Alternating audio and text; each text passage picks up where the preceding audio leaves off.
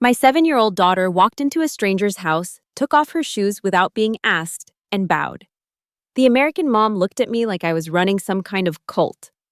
But here's the thing. I've been raising my kids using traditional Japanese parenting methods right here in suburban America for the past 8 years. And the results? They've been shocking, controversial, and honestly, life-changing. Some parents call me inspiring. Others think I'm damaging my kids. But the data doesn't lie, and what happened when my son faced his biggest challenge last year will make you question everything you thought you knew about raising children.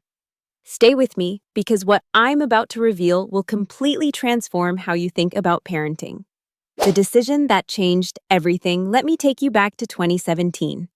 I'm sitting in a pediatrician's office in Seattle, watching my then 2-year-old throw a tantrum because I wouldn't let his eat candy before lunch.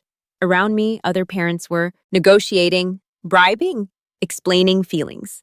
And I thought, there has to be a better way. My husband had spent 5 years working in Tokyo, and I'd visited twice. What struck me wasn't the bullet trains or the technology. It was the kids. Children as young as 6 riding subways alone. Toddlers sitting quietly in restaurants. 7-year-olds cleaning their own schools without complaint. Here's the crazy part. Japanese kids consistently rank among the happiest, healthiest, and most independent in the world. Yet their parents use methods that would make most American parenting experts clutch their pearls. So I made a decision that would either be brilliant or completely backfire. I was going all in on Japanese-style parenting in America, with no Japanese community nearby and zero safety net. You know what's wild? Within 3 months, our morning routine went from 45 minutes of chaos to 15 minutes of calm. But that was just the beginning. The core principles. That sound absolutely insane to Americans. Here's what I actually implemented, and trust me, the first time I explained this to my mother-in-law, she nearly called child services. Principle number 1. Omoyari, empathy through experience. Instead of constantly explaining feelings, Japanese parents let kids experience consequences in safe ways. When my 4-year-old refused to wear a jacket on a chilly day, I didn't argue. I let her be cold for 10 minutes. She never forgot her jacket again. American parents I knew were horrified. What about her immune system? That's neglect. But here's the thing. Controlled discomfort teaches better than 1,000 lectures. A 2019 study from Kyoto University found that children who experience minor consequences develop better decision-making skills by age 8. Principle number 2. Gambaru, persistent effort over talent. We never praised my kids for being smart. Never said, "You're so talented." Instead, "You worked really hard on that. Your effort is showing." This sounds like semantic nonsense, right? But Stanford psychologist Carol Dweck's research backs this up completely. Kids praised for effort develop growth mindsets. Kids praised for talent develop fear of failure. Principle number 3.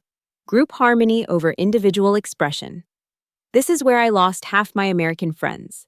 In Japanese culture, fitting in isn't conformity, it's consideration. My kids learned that their choices affect everyone around them. When my son wanted to quit piano after 2 months, I said no. Not because I'm a tiger mom, but because in our family, we honor commitments to the group. He could quit, but only after the recital where his absence would affect the ensemble. He's now 10 and still plays piano. More importantly, he understands that freedom comes with responsibility. But wait, here's where things got really complicated. The backlash. And why I almost gave up. Year 2. My daughter's kindergarten teacher pulls me aside. Emma seems different. She doesn't advocate for herself. She waits her turn too much. Have you considered having her evaluated? My heart sank. Was I damaging my kid by imposing a foreign culture on her? Soy. That same week, another parent confronted me at a birthday party. Why does your daughter keep cleaning up? It's making the other kids look bad. She was genuinely upset that my 5-year-old had started putting away toys without being asked. Let's be honest. American culture celebrates the squeaky wheel. We teach kids to speak up, stand out, demand attention. Japanese culture teaches the opposite. Read the room, contribute quietly, let your actions speak. I was raising kids who bowed instead of high-fiving, who said itadakimasu before eating, who considered how their behavior affected others before acting. And suburban America was not having it. The breaking point came at a sleepover. My daughter called me crying at 9 p.m. The other girls were jumping on beds, throwing food, staying up past midnight. Emma felt uncomfortable but didn't know how to navigate it. She felt like an alien in her own culture. I picked her up that night and seriously considered abandoning the whole experiment. Maybe I was being selfish, imposing my fascination with Japanese culture on innocent kids who just wanted to fit in. But then something happened that changed everything. The moment that proved it was wise was working fast forward to last year. Fast forward to last year, my son, now 9, tried out for the school soccer team. He practiced for weeks. Every day after school, rain or shine, he was in the backyard working on drills. Tryout day came. He didn't make the team. Now here's what typically happens with American kids, and I'm not judging, I've seen this play out. Tears, blame. The coach doesn't like me. The other kids cheated. Parents calling the school demanding explanations. You know what my son did? He came home, sat quietly for a few minutes, then said, "I need to practice more. Can we find a weekend clinic?" No drama, no blame, just what can I do better? The Japanese concept of gaemon, enduring the unbearable with patience and dignity, had actually taken root. He'd internalized that failure isn't a referendum on his worth. It's just information. But here's the really crazy part. 3 of his teammates who did make the team quit within 2 months because it was too hard and the coach was mean. My son joined a recreational league, worked on his skills, and made the competitive team the following year. The difference? Resilience. Not the kind you build with participation trophies and constant praise. The kind you build by experiencing failure, processing it, and choosing to try again. That moment, watching him handle disappointment with grace that most adults don't possess, I knew the experiment was working. The daily practices that actually make this real. Okay, philosophy is great, but what does this actually look like day to day? Let me break down the specific practices that transformed our household. Morning independence. Routine. From age 5, my kids were responsible for their entire morning, not with reminders, not with nagging.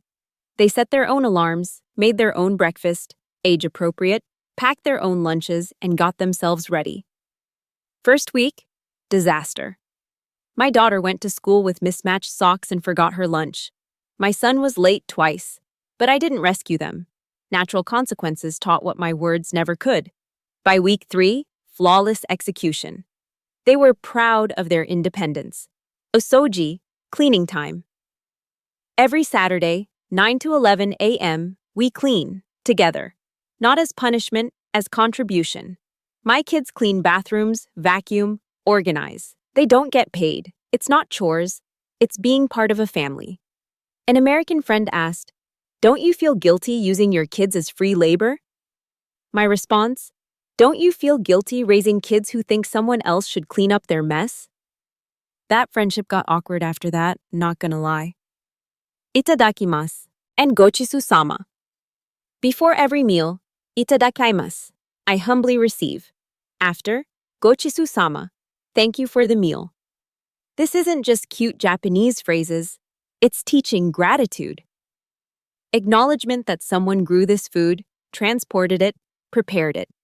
That we're not entitled to sustenance, we're grateful for it.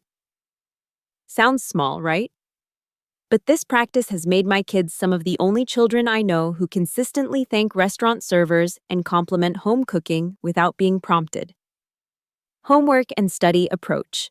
Here's where I went full Japanese, and it paid off massively. No studying in bedrooms with distractions. We set up a study corner in the kitchen. Everyone does work together, parents included. The Japanese concept is Benkyu wa minna de. We study together. Not because kids need constant help, but because it normalizes effort. When kids see parents reading, working, learning, it becomes the family culture. My 10-year-old now prefers studying in common areas. It's become his normal.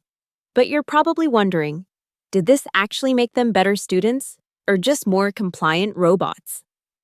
The academic results and what actually matters more. Let's talk numbers, because this is where it gets interesting. My kids' test scores, above average, but not exceptional. My daughter's a solid B+ student. My son gets mostly A's, but struggles with creative writing. They're not prodigies. But here's what is exceptional. Teacher feedback consistently mentions self-direction and time management, respect for classmates and adults, persistence through challenging material, taking responsibility for mistakes, helping others without being asked. When teacher told me, "I've been teaching for 23 years. Your son is the first student I've had who apologizes when he doesn't understand something, as if he's failed me." That's the omoyari, empathy, showing up. A 2021 longitudinal study from Stanford tracked 500 students from age 8 to 18. The finding? Self-regulation, persistence, and social awareness predicted life satisfaction and career success, better than test scores or IQ. The Japanese are onto something that American education is just starting to recognize. Character matters more than credentials. But academics aren't even the most dramatic change. The social dynamics, where things got complicated. I'm not going to sugarcoat this. My kids are different. And different is hard in middle school. My daughter doesn't participate in the drama. When her friend group imploded over typical 7th grade nonsense, someone said something about someone's crush's ex-friend, you know the deal, Emma just didn't engage. She told me, "It doesn't affect me and choosing sides would hurt someone. So I'm staying out of it." The result? She lost 2 friends who demanded loyalty. But she kept 3 who respected boundaries. My son faces different challenges. He's not aggressive or domineering. In American boy culture, that sometimes reads as weakness. He's been called soft and teacher's pet. But here's what I've noticed. The kids who mock him? They're the ones getting suspended for vaping and fighting. The kids who respect him? They're the ones getting recruited for honor societies and leadership programs. The Japanese concept of harmony doesn't make you weak. It makes you selective. My kids have fewer friends than average, but deeper friendships built on mutual respect rather than convenience. Still, I won't pretend this hasn't been painful to watch sometimes. Last year, my daughter wasn't invited to a popular girl sleepover, and she cried. My heart broke. I questioned everything. But she recovered faster than I did. She called her actual friends, organized a movie night, and moved on. That resilience, that's the gift. Quick thing before we dive into the most controversial part. If you're finding this valuable and want to see more content about intentional parenting approaches from Japanese cultures, do me a huge favor and smash that like button. It genuinely helps this content reach parents who are looking for alternatives to mainstream approaches. And subscribe if you haven't already, because next week's video about why Japanese parents don't praise kids is going to blow your mind. Plus, hit the notification bell so you don't miss it. All right, now let's talk about the elephant in the room. The critics and controversies, addressing the obvious objections. Let me address what you might be thinking, or what people have actually said to my face. You're not Japanese. This is cultural appropriation. Fair point, here's my take. I'm not claiming to be Japanese or raising Japanese children. I'm adopting principles that work, the same way Japanese culture adopted Western technology and education after the Meiji Restoration. Good ideas don't have passports. That said, I'm thoughtful about it. We don't wear kimonos or pretend to be something we're not. We've adapted principles to our context while respecting their origin. You're crushing their individuality and creativity. The data says otherwise. Studies from Tokyo University show that Japanese children score higher on creative problem-solving than American kids, despite less free expression time. Why? Because creativity requires discipline and focus, skills that structure builds. My kids have plenty of free time. They just also have responsibilities and boundaries. Those aren't opposites. What about mental health? Japanese culture has high suicide rates. This is the most serious criticism, and it deserves a real answer. Japan does have mental health challenges, particularly around academic pressure and workplace culture. But here's the nuance. I'm not adopting the toxic parts. The crushing exam culture, the shame-based discipline, the suppression of emotion. I'm adopting the healthy parts. Community responsibility, delayed gratification, effort over talent, practical life skills. Cherry-picking from cultures isn't weakness, it's wisdom. Every culture has strengths and weaknesses. Thoughtful parents study all of them. Your kids will rebel hard as teenagers. Maybe. Check back with me in 5 years. But early indicators suggest otherwise. My 10-year-old has more freedom than his peers because he's earned trust through demonstrated responsibility. He can walk to the store alone. He can stay home alone. He manages his own schedule. His friends with permissive parents? They're on lockdown with phone trackers because they've proven they can't handle freedom. Turns out, structure in childhood creates freedom in adolescence. Who knew? But here's the question. Nobody asks. What this cost me? The hidden price tag. Let's talk about what this experiment cost. And I don't mean money. Friendships. I've lost count of the playdates that ended awkwardly when my kids didn't mesh with the normal parenting approach. The subtle judgment from other moms. The Facebook unfollows after I shared articles about independence and responsibility. Family relationships. My mother thinks I'm too strict. My in-laws think I'm weird. Holiday gatherings include passive-aggressive comments about letting kids be kids. Time and energy. Teaching independence is harder short-term than doing everything yourself. That first year of morning routines, I wanted to just make the damn lunch and move on. Letting kids struggle is emotionally exhausting. Social capital. My kids aren't always invited to things because they're different. That hurts. For them and for me. But here's what I gained. Kids who can handle life without me. A home with significantly less conflict and chaos. Children who actually like spending time with family. Pride in knowing I'm raising capable, thoughtful humans, confidence that my kids will thrive in college and beyond. Was it worth it? Ask me that question on the days my daughter independently solves a problem without calling me. Or when my son handles disappointment with grace, or when both kids work together to clean up after dinner without being asked. Yeah, it was worth it. The unexpected benefits that nobody talks about. Here are the results I didn't anticipate. Benefit number 1, my kids actually like each other. The emphasis on group harmony and shared responsibility created genuine sibling friendship. They collaborate instead of compete. They defend each other instead of tattling. They choose to hang out together. American individualism often creates sibling rivalry. Japanese collectivism created sibling alliance. Benefit number 2. Less stuff, more contentment. Japanese culture emphasizes motainai, avoiding waste, and finding joy in simplicity. My kids don't beg for toys. They take care of what they have. They find entertainment in simple activities. Last birthday, my daughter asked for art supplies and a family hiking trip instead of a big party. Try explaining that to American grandparents who want to spoil their grandkids. Benefit number 3. Real independence, not fake freedom. My 10-year-old can cook a full meal. My 8-year-old does her own laundry. Both can navigate public transportation, manage money, and problem solve without adult intervention. They're not gifted. They're practiced. Japanese parents expect competence, so kids develop it. Benefit number 4. Emotional regulation without therapy. Speak, we don't do the endless "how does that make you feel" loop. We acknowledge feelings, then focus on response. You're disappointed. That's normal. What's your next step? Result? My kids process emotions quickly and move forward. They don't wallow or catastrophize. They feel, acknowledge, and act. Benefit number 5. Gratitude as default mode.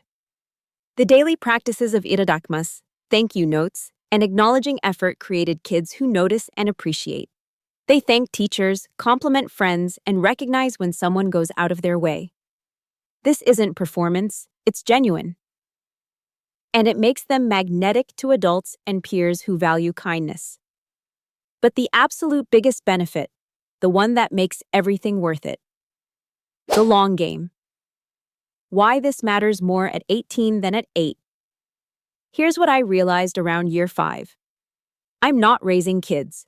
I'm raising future adults. American parenting often optimizes for childhood happiness. Japanese parenting optimizes for adult capability. These aren't the same thing. Think about it. A happy 8-year-old who gets everything they want becomes a miserable 25-year-old who can't handle adversity. A responsible 8-year-old who learns to handle difficulty becomes a thriving 25-year-old who navigates life's challenges. I visited my friend's college-age son last year. Brilliant kid, full scholarship.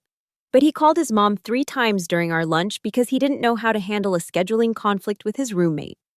He was never taught to struggle, to sit with discomfort, to solve his own problems. My goal isn't raising kids who need me. It's raising kids who choose to include me in their lives because we have mutual respect, not dependent attachment. The Japanese concept of jiritsu, self-reliance, isn't about abandonment. It's about respect. Respecting kids enough to let them be capable. Respecting their future enough to prepare them for it. Will my kids thank me for this? Maybe not at 14 when they're mad about boundaries, but hopefully at 24 when they're thriving while their peers are struggling with basic adulting. That's the bet I'm making. So here's what we've covered: the core, principles of Japanese parenting, the daily practices that make it real, the social costs and benefits, and why this is really about preparing capable adults, not controlling compliant children. Here are your key takeaways. Structure creates freedom, not restriction. Kids with clear expectations develop real independence. Effort matters more than talent. Praise the work, not the child. Discomfort is a teacher. Safe struggle builds resilience better than protection. Now here's my question for you.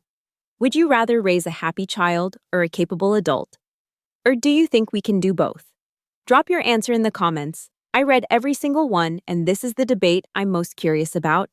And tell me, what parenting principle from your culture or background has made the biggest difference? I'm genuinely curious about what works in different contexts. If you found this valuable, smash that like button and subscribe because next week's video is going to be controversial. Why Japanese parents don't praise kids, and psychologists agree. I'm breaking down the research on why constant praise might actually be harming our kids' development and the alternative approach that builds genuine confidence. You're not going to want to miss that one.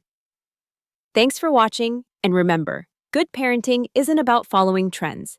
It's about raising humans who can handle life. See you next time.